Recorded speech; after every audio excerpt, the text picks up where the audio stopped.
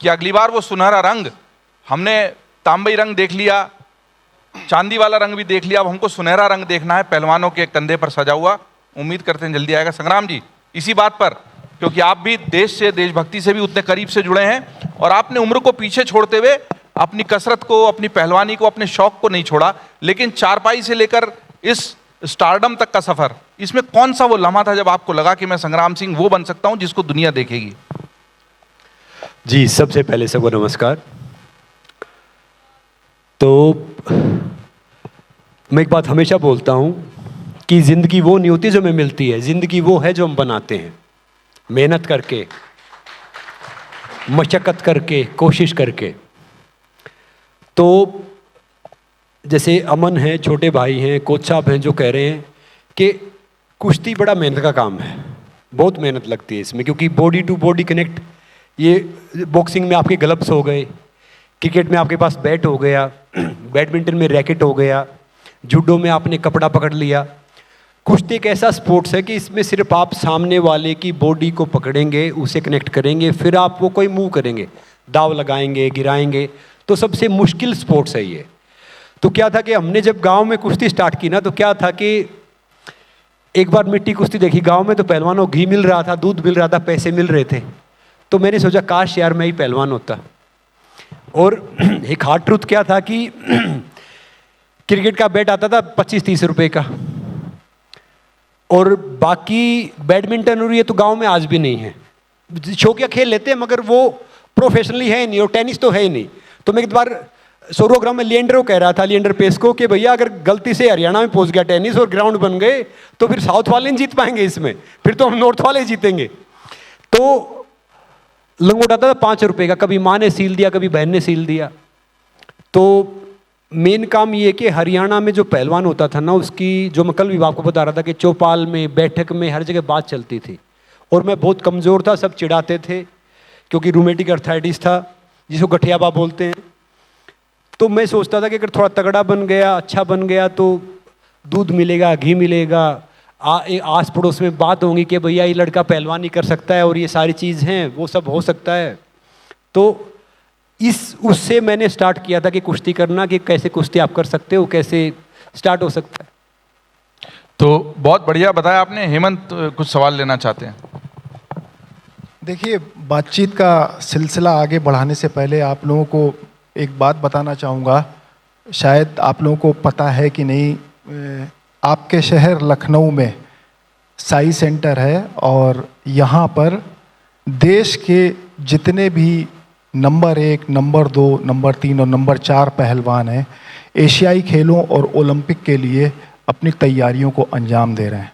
अभी जल्द ही 30 तारीख को एशियन गेम्स का ट्रायल होने वाला है, और उसमें अमन और विनोद को साहब और पूरी जितने भी पहलवान यहाँ कैंप में हैं, वो सारे उसके लिए तैयारियां कर रहे हैं। तो अमन, आप तो 57 केजी में खेलते हो, 57 केजी में आपने ओलंपिक में मेडल जीता, और देश के सबसे युवा खिलाड़ी बने जिन्होंने ओलंपिक में मेडल जीता।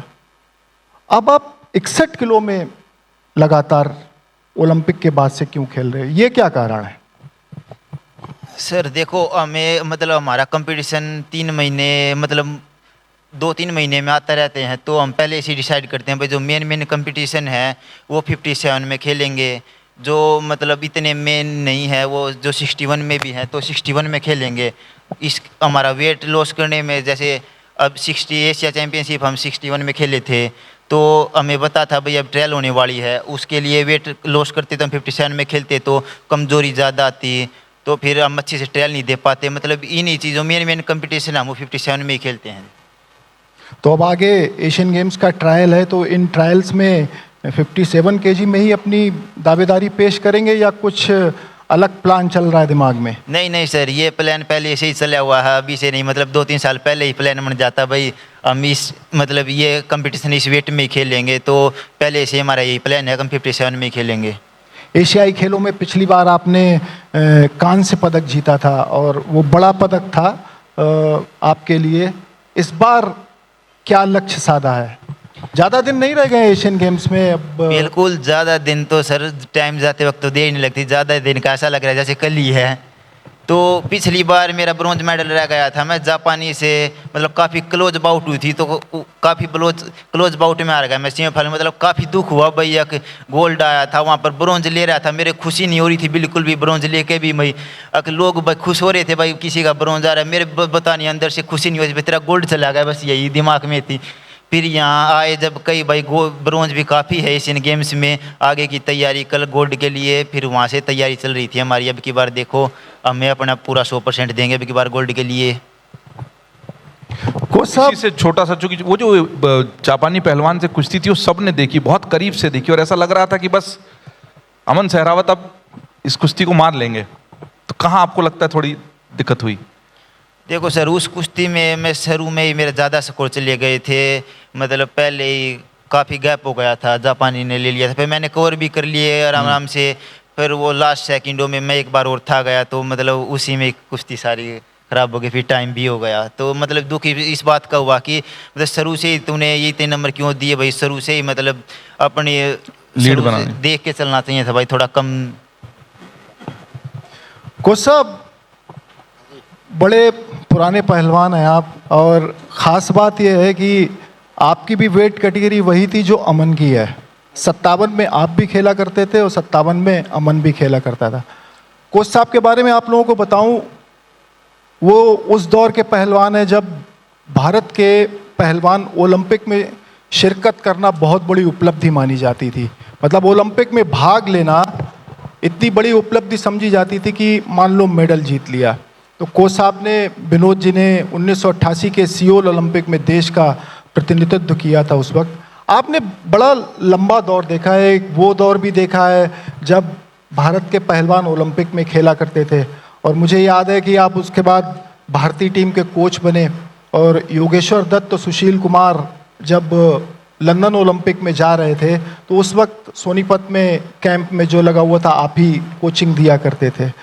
लगातार मेडल आए, क्या बदलाव देखा आपने? मतलब एक दौर वो था जब आप लोग ओलंपिक में खेलते थे, और एक दौर वो आया जब लगातार 2008, 2012, 2016 टोक्यो ओलंपिक और पेरिस ओलंपिक, मतलब हम लगातार 5 ओलंपिक से कुश्ती एक ऐसा खेल है जो देश को पदक दिला रहा है। ये कमाल कैसे हुआ? देखिए, अभी जो इतने जो आपने अचीवमेंट बताई अभी, जैसे 12 में 2 मेडल आए हमारे, 16 में आए, और अभी इस तरह 20 में भी 22 में भी आए इस तरह हमारे मेडल, 20 के अंदर जो टोक्यो होना उसमें भी आए, और फ्रांस में भी आए अपने मेडल। आगे अब हमारी यही कोशिश रहेगी, हम लगे हुए हैं कि हमारा जो हमने कलर चेंज करना है ओलंपिक मेडल का, और उसके लिए जो हमें तैयारी करनी है उस तैयारी में हम लगे हुए हैं।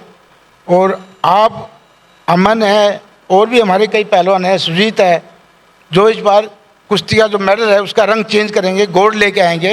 ये हमारी 28 की पूरी तैयारी है। और उससे पहले हमारे एशियन गेम्स वगैरह हैं, उसी बीच में हमारी कई रैंकिंग होती हैं, कई वर्ल्ड चैम्पियनशिप होती हैं, तो उससे हमारे को एक हमारे खिलाड़ियों को अनुभव मिलता है।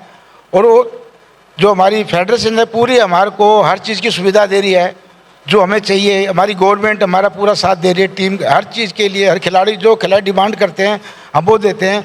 लेकिन पुराने टाइम में ऐसा नहीं था, जो आज सब कुछ है, और मीडिया भी हमारे साथ है, हर जो कोई बात होती है हर चीज़ में हमारे को सपोर्ट मिलती है। तो अब जो हमारा 28 में ओलंपिक होगा उसमें हम अब इस बार कलर चेंज करेंगे और गोल्ड मेडल लेके आएंगे, हमारे ये वादा है जी हमारा। चलिए, आपकी मेहनत सफल हो और भारतीय पहलवानों की मेहनत सफल हो, और जल्द देश के लिए पहलवान ओलंपिक का गोल्ड मेडल लेकर के आए।